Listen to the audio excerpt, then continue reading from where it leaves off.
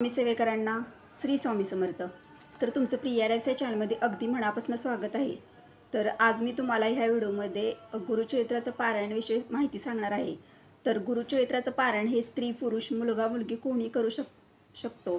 तर स्वामी सेवेला बंधन नाही, पण गुरुचरित्राचं पारायण करत असताना आपल्याला काही नियम आणि अटी यांचं पालन करूनच गुरुचरित्राचं पारायण करायचं असतं. तर गुरुचरित्र हा ग्रंथ 5वा वेद मानला गेलेला आहे. त्यामुळे गुरुचरित्राला असे काही नियम आणि अटी आहेत.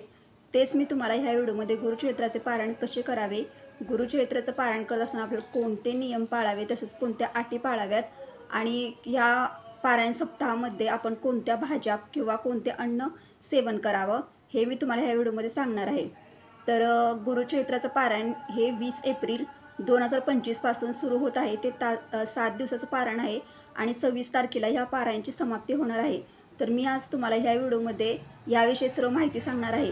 तर तुम्ही कुठे व्हिडिओ स्किप न करता शेवटपर्यंत बघा. तुम्ही जर माझ्या चॅनलवर नवीन असाल तर माझ्या चॅनलला लाईक करा, शेअर करा आणि नक्की सबस्क्राईब करा. चला तर मग व्हिडिओला सुरुवात करूया. हे आपल्याला जर करायचं असेल तर तुम्ही ते केंद्रामध्ये सुद्धा करू शकता आणि केंद्रामध्ये सामूहिक सप्ताहाबाहेर 20 तारखेपासून सुरू होणार आहे. तर तुम्ही 7 दिवसाचं पारायण तुम्ही केंद्रामध्ये सुद्धा सर्वांसोबत करू शकता किंवा तुम्ही गुरुचरित्राचं पारायण हे आपल्या घरीसुद्धा करू शकता. तुम्ही केंद्रामध्ये सर्वांसोबत जरी गुरुचरित्राचं पारायण केलं आणि घरी जरी स्वातंत्र्य असे गुरुचरित्राचे पारायण केलं तरीसुद्धा तुम्हाला गुरुचरित्राचं पारायण करत असताना नियम अटी ह्याचं पालन करूनच आपल्याला गुरुचरित्राचं पारायण करायचं आहे. तर आपल्याला गुरुचरित्राचं पारायण करत असताना आपल्याकडं गुरुचरित्राचा ग्रंथ असणे म्हणजेच पोथी असणे सर्वात आवश्यक आहे. तुमच्याकडे जर गुरुचरित्राची पोथी नसेल तर तुम्ही ती केंद्रातून म्हणजे आपल्या स्वामींच्या केंद्रामध्ये जे स्टॉल असतात तिथून सुद्धा विकत घेऊ शकता किंवा तुमच्याकडं जर एखादा स्वामी सेवेकरी असेल तो जर पारायणासाठी बसणार नसेल त्यावेळेला आणि त्यांनी जर तुम्हाला पोथी वाचण्यासाठी दिली तर तुम्ही त्यांच्या पोथीचं 7 दिवसाचं पारायण करून ती पोथी तुम्ही त्यांना परत करूही शकता. पण मी सर्वांना सांगते की ह्या वर्षी 20 एप्रिलपासून पारायणाला सुरुवात होत आहे. तर तुम्ही अगदी मनापासून सर्वांनी गुरुचरित्राच्या पारायणाला बसा. तर थोडक्यात मी तुम्हाला हे सांगते की गुरुचरित्राचं पारायण आपण जर घरात जेव्हा करतो तर आपल्याला घर हे साफसफाई केलीच पाहिजे घरामध्ये. कारण गुरुचरित्र हा 5वा वेद मानला गेलेला आहे. स्वामीचरित्राचं जे 21 अध्यायांचं आपण पोथीचं वाचन करत असतो त्याला जास्त नियम अटी नाहीत, पण गुरुचरित्र हा सर्वात शक्तिशाली ग्रंथ आहे आणि आपल्याला लवकरात लवकर आपली इच्छा जी असेल ती स्वामी महाराज नक्की पूर्ण करतील. पण तुम्ही हे गुरुचरित्राचं पारायण करत असताना तुम्ही अटींचा नियमांचं पालन हे केलंच पाहिजे तुम्हाला. तर आपण घरामध्ये जेव्हा गुरुचरित्राचं पोथीचं पारायण करणार आहोत तर ते आपण एकटेच करतो. तर आपण जर केंद्रामध्ये सामूहिक पद्धतीनं जर गुरुचरित्राचं पारायण केलं तर तुम्ही सर्वांसोबत पारायण केल्याचं पुण्य तुम्हाला मिळतं. म्हणजे काय तर गुरुचरित्राचं पारायणला केंद्रामध्ये जास्तीत जास्त 300च्या पुढे किंवा 500पर्यंत लोक हे पारायणासाठी बसतातच. तर तुम्ही जर त्यांच्यामधून जर पारायण केलं तर तुम्हाला जास्त प्रमाणात पारायण केल्याची फळ लाभते. आणि तुम्ही घरामध्ये जर गुरुचरित्राचं पारायण केलं तर तुम्ही एकटेच केलं त्यामुळे तुमचं एकच गुरुग्रंथाचं पारायणचं हे होतं पठण होतं. त्यामुळे तुम्ही सर्वांसोबत सामूहिक सेवा केली तर तुम्हाला असे तुमचे 300 जर लोक बसले तर तुमचे 300 पर्यंत गुरुचरित्राचे पारायण होईल. अशा पद्धतीने तुम्ही सामूहिक करू शकता आणि तुम्ही तुमच्या घरामध्ये करू शकता. काही वेळेला आपल्याला गुरुचरित्राचं पारायण हे केंद्रामध्ये जाऊन करता येत नाही. तर तुम्ही तुमच्या घरामध्ये जर काही प्रॉब्लेम वगैरे असेल, जर तुम्हाला मंदिरामध्ये जाऊन हे पारायण करणं शक्य नसेल तर तुम्ही तुमच्या घरातसुद्धा गुरुचरित्राचं पारायण नक्की करू शकता. तर गुरुचरित्राचं पारायण करत असताना आपल्या ह्या वर्षी स्वामी पुण्यतिथी 26 एप्रिल 2025 रोजी आलेली आहे. तर ह्याच्या आधी आपण 20 एप्रिलपासूनच गुरुचरित्राच्या पारायणाला सुरुवात करणार आहोत आणि 7 दिवसाचं हे पारायण असणार आहे. म्हणजे स्वामी पुण्यतिथी जी 26 एप्रिल आहे तर 7व्या दिवशीच या पारायणाची समाप्ती होणार आहे. तर गुरुचरित्राचं पारायण करत असताना आपण जर अगदी मनोभावे हे गुरुचरित्र पारायणच्या ज्या काही नियम आणि अटींचे पालन करून जर आपण गुरुचरित्राचं पारायण केलं तर स्वामी महाराज आपल्या मनातील चांगल्या विचार नक्कीच पूर्ण करतील. आणि मनापासून तुम्ही ह्या सर्व अटींचं पालन करा. अटी किंवा नियम असे जास्त नाहीत, पण 7 दिवसाचंच पारायण आहे. तुम्ही नक्की या अटींचं पालन करून नियमांचे पालन करूनच गुरुचरित्राचं पारायण करा. तुम्हाला जर गुरुचरित्राचं पारायण करत असताना ह्या नियमाचे पालन करणे शक्य नसेल तर तुम्ही शक्यतो गुरुचरित्राचं पारायण करूच नका, मी तर सांगते. कारण गुरुचरित्र हा 5वा वेद मानला गेलेला आहे आणि ह्या पारायणासाठी नियम, अटी हे आहेतच आणि ह्या सर्वांचं पालन तुम्ही केलंच पाहिजे. आणि सर्वांनी जे कोणतेही स्वामी सेवेकरी आहेत, मी त्यांना सर्वांना सांगते की तुम्ही सर्व जर ह्या गुरुचरित्राच्या पारायणाला 20 तारखेपासून बसणार आहात 7 दिवसाचं, तर तुम्ही हे गुरुचरित्राचे जे काही नियम आहेत त्या सर्वाचं पालन नक्कीच करा. आणि तुम्ही जे काही स्वामींजवळ इच्छा व्यक्त केली असेल ती स्वामी महाराज तुमची नक्की पूर्ण करतील. पण तुम्ही नियम आणि अटींचे पालन करूनच पारायणाला सुरुवात करायचं. पारायण करत असताना नियम आणि अटींचं पालन करूनच गुरुचरित्राच्या पारायणाला तुम्ही बसा सर्वांनी. तुम्हाला जर केंद्रामध्ये सर्वांसोबत सामूहिक पारायण करायचं असेल तर तुम्ही तिथे सुद्धा बसू शकता किंवा तुम्ही घरामध्ये सुद्धा तुम्ही पारायण स्वतः करू शकता. तर पारायण करत असताना मी तुम्हाला नियम आणि अटी सांगते. तर नियम आणि अटी एवढ्या जास्त नाहीत, पण तुम्ही ते पाळून तुम्हाला हे सर्व करायचं आहे. तर नियम आणि अटी हे 7 दिवसाचं पारायण आहे. सहज 7 दिवस होऊन जातात, पण तुम्ही मनापासून गुरुचरित्राचं पारायण करा. आणि तुम्हाला जर ह्या गुरुचरित्राच्या पारायणाला जर बसायचं असेल तर तुम्ही स्वामी महाराजांना नक्की सांगा, ते नक्की तुमच्याकडनं गुरुचरित्राचं पारायण करून घेतील.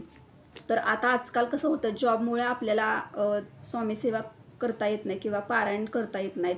तरीसुद्धा आपल्याला जर त्यातून जरी गुरुचरित्राच्या पारायणाला बसायचं असेल तर तुम्ही वेळात वेळ काढून नक्की बसा. कारण गुरुचरित्र हा इतकं शक्तिशाली ग्रंथ आहे की तुम्ही तुमच्या मनात कोणती पण इच्छा असू दे, तुम्ही स्वामींजवळ बोला आणि सर्व गुरुचरित्राच्या अटींचं पालन करूनच हे पारायण करा. स्वामी महाराज नक्की तुमच्या मनातील सर्व इच्छा नक्की पूर्ण करतील. तर मी तुम्हाला आता प्रथम सांगते की गुरुचरित्राचं पारायणचं वाचन कधी करायचं.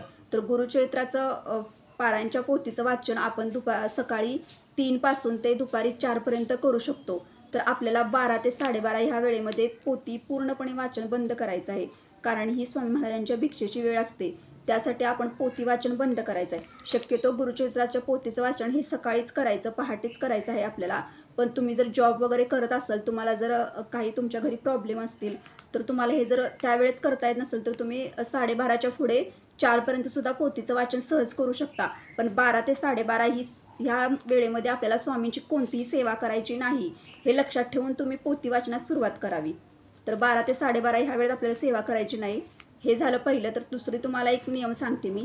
तर गुरुचरित्राचं पारायण करत असताना आपल्याला काही पदार्थ आहेत बघा, म्हणजे परान्न घ्यायचं नाही आपल्याला. म्हणजे परान्न थोडक्यात काय, तर तुम्हाला बाहेर जे शेजारी वगैरे आपले जे असतात, कोणी पण असतं, म्हणजे भाऊकीतले लोक असतील किंवा शेजारचे तुमचे कोण असतील, त्यांनी तुम्हाला घरी बनवलेलं जेवण वगैरे, त्यांच्या घरी जाऊन आपल्याला जेवण कोणतेही खायचं नाही. म्हणजे अन्न थोडक्यात त्यांच्या घरातलं आपल्याला घ्यायचं नाही. आपल्या घरामध्ये आई, पत्नी, मुलगी ह्यांनी जे बनवलेलं असेल तेच अन्न तुम्हाला त्या 7 दिवसामध्ये खायचं आहे. तर तुम्हाला थोडक्यात परान्न ह्या दिवसांमध्ये घ्यायचं नाही. हे झाला दुसरा नियम. तर अजून एक नियम तुम्हाला सांगते. नियम असे जास्त नाहीत, थोडेच आहेत, पण त्या नियमाचं तुम्ही पालन नक्की करा. तर तिसरा नियम आहे की तुम्हाला जेव्हा तुम्ही गुरुचरित्राच्या पारायणाला 7 दिवसाच्या पारायणाला सुरुवात करता किंवा बसता, त्यावेळेला तुम्हाला एखाद्याच्या घरी जर म्हणजे अंत्यसंस्कार विधी असतो, 13वा 10वा ह्या कोणत्याही गोष्टीसाठी आपल्याला जायचं नाही. कारण त्या दिवसामध्ये तुम्हाला 7 दिवसामध्ये अंत्यविधीसाठी 13वा 10वा हे जे विधी असतात त्या कार्यक्रमासाठी तुम्हाला जायचं नाही गुरुचरित्राच्या पारायणच्या काळामध्ये. त्यानंतर गुरुचरित्राचं पारायण हे तुम्हाला पूर्वेला आणि उत्तर दिशेलाच तोंड करून करायचं आहे. म्हणजे आपण ज्या वेळेला समजा केंद्रामध्ये सामूहिक आहे त्यामुळं ते बसताना तसे सर्वांसोबत असं म्हणजे सर्वांना पोती ठेवून ठेवून त्यांनी असं लाईनीनं बसलेलं असतं. पण आता घरामध्ये जर आपण गुरुचरित्राचं पारायण करत असाल, तुम्हाला ते पूर्व आणि उत्तर दिशेला पारायण करत असताना तुमचं तोंड म्हणजे त्या दिशेला तुम्ही पारायण करायला बसायचं आहे. अशा पद्धतीने तुम्हाला पारायण करायचं आहे. तर तुम्हाला फरशीवर झोपायचं आहे. गुरुचरित्राचं पारायणच्या 7 दिवस तुम्हाला बेडवर किंवा गादीवर बसायसुद्धा नाही, झोपायसुद्धा नाही. तर थोडक्यात आपल्याला फरशीवरच झोपायचं आहे. फरशीवर तुम्ही हंतरून जे बेडशीट वगैरे असतात ते हंतरून झोपलात तरीसुद्धा चालेल. फक्त थोडक्यात एवढीच काळजी घ्या की ते बेडशीट शक्यतो तुमच्याकडे जर तुम्हाला शक्य असेल ना, तर तुम्ही ते नवीनच म्हणजे तुम्ही जे पारायण तुमच्या घरामध्ये जर करत असाल तर तुम्ही ते सेपरेटच ठेवा. म्हणजे पारायण काळामध्येच आपण ते यूज करायचं, इतर वेळेला आपण ते घ्यायचं सुद्धा नाही. तर तुम्ही ते सुद्धा घेऊ शकता.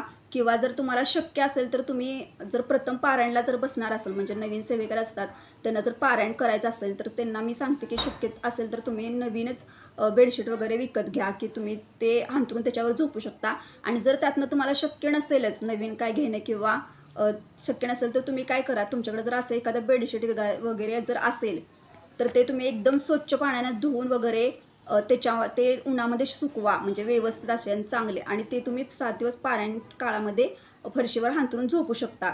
तर हे झालं दुसरं. तर तुम्हाला अजून एक सांगते की पारायण काळामध्ये आपल्याला पूर्णपणे मांसाहारी बंद करायचं. आपल्या घरामध्ये पारायण काळामध्ये मांसाहारी कुणाला करूनही द्यायचं नाही आणि आपल्यालाही करायचं नाही, आणि तसल्या त्या गोष्टी घरात आणायच्याच नाहीत. शक्यतो तुम्ही म्हणत असाल आमच्या घरात बाकीचे लोक, त्यांना तुम्ही सर्वांना सांगा की 7 दिवसाचं पारायण आहे आणि तुम्ही असलं काहीसुद्धा करू नका. आणि खरंच तुम्ही हे घरामध्ये त्या 7 दिवसात तर करू पण नका आणि कुणाला दुसऱ्यांना सुद्धा करून देऊ नका.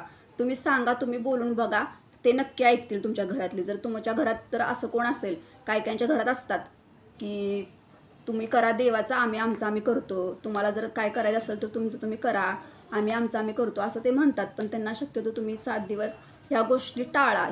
त्यांना सांगा की 7 दिवसाचं तर पारायण मी करते, तर ह्या दिवसामध्ये तुम्ही असल्या गोष्टी घरामध्ये आणू नका, असं त्यांना तुम्ही सांगा. ते नक्की तुमचं ऐकतील. स्वामी महाराज नक्की त्यांना ऐकण्यासाठी बुद्धी देतील. तर हे नियम होते. अजून नियम थोडेफार आहेत. तर दुसरा नियम आहे की तुम्हाला पारायणच्या काळामध्ये पारायण करतो आपण, 7 दिवसाचं पारायण करतो, तर उपवास वगैरे आपल्याला करायचा नाही. 7 दिवसाच्या पारायणमध्ये जर तुमचे म्हणजे आता 20 एप्रिलपासूनच पारायणला सुरुवात होत आहे, तर पारायणमध्येच म्हणजे गुरुवार वगैरे असतात बघा स्वामींचा, आपण गुरुवार करतो, किंवा एखाद्या व्यक्तीचा जर मंगळवार करतात काही जण, तर असे जर उपवास आले तुमचे आठवड्यामधले, तर तुम्ही फळ आहार घेऊन, म्हणजे सफरचंद, केळी ही फळं घेऊन सुद्धा तुम्ही पारायण करू शकता. पण तुम्हाला निरंकार राहायचं नाही दिवसभर. थोडं का होईना आपल्याला काहीतरी खाऊनच पारायण करायचं आहे.